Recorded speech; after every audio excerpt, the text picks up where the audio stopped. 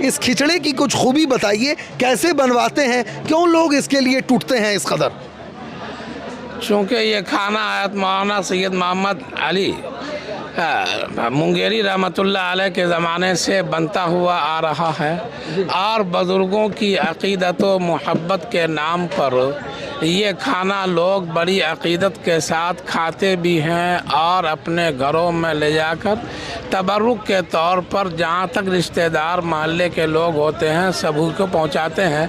तो इस एतबार से ये खाना बड़ा ही मुबारक समझा जाता है और इसके लिए लोग टूट पड़ते हैं। हम लोग खाना बनाते रहते हैं और बनाते बनाते सुबह से शाम हो जाता है, लेने वालों की कमी नहीं रहती है। लाखों की तादाद में लोग इस खाने को आप बता सकेंगे कि कितने मन चावल का खिचड़ा यानी आज बन चुका है अब तक? तकरीबन 35 मन का बन चुका।